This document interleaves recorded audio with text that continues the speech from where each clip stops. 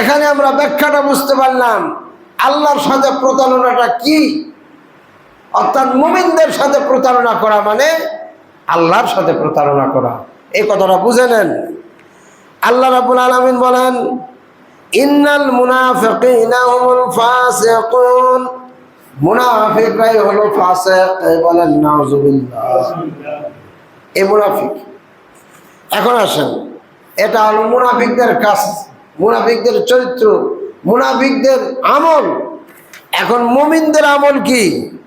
আল্লাহ রাব্বুল আলামিন বলেন, ইয়া'মুরুনা বিল মা'রুফি ওয়া ইয়ানহাউনা 'আনিল মুনকার। মুমিনেরা এমন, তারা ভালো কাজের দিকে মানুষকে আহ্বান করে। বলেন সুবহানাল্লাহ। ভালো কাজ কোনগুলো? কোরআন সুন্নাহর আলোকে যে কাজগুলি করা হয় সেটাই সবচেয়ে ভালো। এই ভালো কাজগুলো করার ব্যাপারে তারা মানুষকে আদেশ করে। আদেশ করার জন্য ক্ষমতার দরকার, ঠিক কিনা বলেন? এই ধরনের ক্ষমতা অর্জন করে তারা মানুষকে ভালো কাজ করার জন্য আদেশ করে। বাড়ির মানুষটাও কিন্তু আদেশ করতে পারবে তার সন্তান সন্ততিদেরকে। স্বামী আদেশ করতে পারবে স্ত্রীকে। স্ত্রী যদি ইমানদার হয় তাহলে স্বামীকে আদেশ করতে পারবে। এটা হলো ইমানদারের পরিচয়। এরা এমন হয়, ওয়া ইয়ানহাউনা 'আনিল মুনকার, আর মানুষকে খারাপ কাজ থেকে বিরত রাখে। সমাজে, দেশে, রাষ্ট্রে যত প্রকার কোরআন সুন্নাহ বিরোধী যত প্রকার কাজ রয়েছে সবই খারাপ কাজ। সেটা মানুষের চোখের দৃষ্টিতে যতই ভালো দেখা যাক না কেন, যেটা কোরআন বরদাস্ত করে না, ইসলাম বরদাস্ত করে না, আল্লাহ বরদাস্ত করে না, মুমিনেরা বরদাস্ত করে না, সেই কাজটাই খারাপ কাজ। এই খারাপ কাজ করা থেকে মানুষকে বিরত রাখে। বলেন সুবহানাল্লাহ। আল্লাহর নবী বলেছেন, একজন মুমিনের অনুপস্থিতিতে কোথাও যদি কোনো শরীয়ত বিরোধী কার্যকলাপ হয় তাহলে এই মুমিন এইখান থেকে যদি অনুপস্থিত থাকিয়া যদি সেটার ঘৃণা প্রকাশ করে, আল্লাহর নবী বলেছেন সে যেন উপস্থিত থাকিয়া জিহাদ করলো। বলেন সুবহানাল্লাহ। আর যে ব্যক্তি অনুপস্থিত থাকিয়া মন্দ জিনিসটাকে, মন্দ ফয়সালাটাকে সমর্থন দিল, মন্দটাকে সমর্থন দিল, সে যেন উপস্থিত থাকিয়া সেই মন্দ কাজটা সে করলো। বলে নাউজুবিল্লাহ। আছে না নাই এরকম কাজ? এরকম কথাবার্তা বলে না, না বলে? বলেছে না, ঠিকই আছে, ঠিকই বুঝছে। হ্যাঁ, এভাবে বলে। আল্লাহ পাক বলেন, ওয়া ইয়াকিমুনাস সালাতা, তারা নামাজ কায়েম করে। মুমিনেরা নামাজ কায়েম করে। এমন না রমজান মাসে নামাজ পড়াটার নাম নামাজ কায়েম নয়। 5 ওয়াক্ত নামাজ জামাতের সাথে আদায় করা।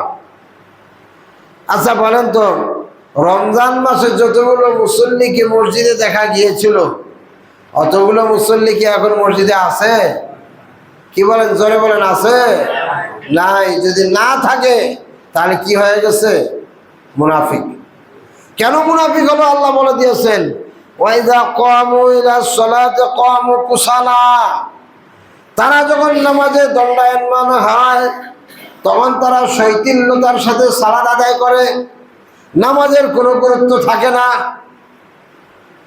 এরকম হয়। ইউরাউনান নাসা, মানুষ দেখানো কাজ করে।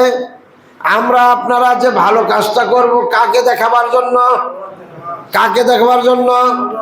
নির্ভেজাল ভাবে আল্লাহকে দেখানোর জন্য। বলেন সুবহানাল্লাহ। ইবাদত কবুল হওয়ার জন্য নির্ভেজাল ইবাদতটা আল্লাহ বলে কবুল।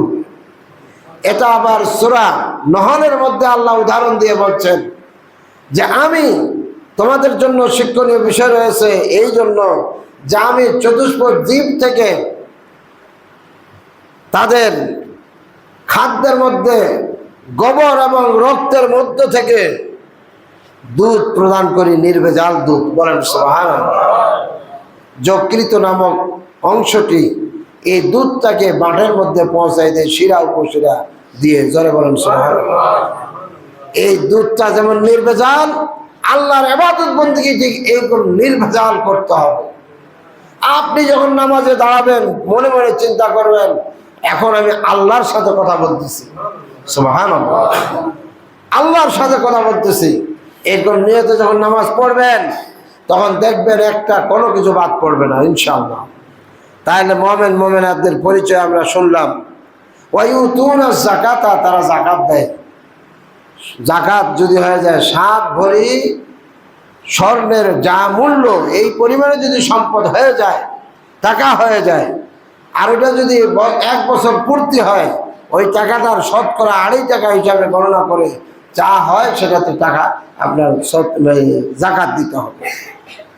এরপরে কি ওয়ায়ানহাউনা আনিল মা, এরপরে আল্লাহ পাক বলছেন ওয়ায়ুতিউনাল্লাহ ওয়া রাসূলাহু, সকল বিষয়ে আল্লাহর আনুগত্য করে, রাসূলের আনুগত্য করে। কার আনুগত্য করে? আল্লাহর আনুগত্য করে, রাসূলের আনুগত্য করে সর্ব বিষয়ে, সকল ক্ষেত্রে।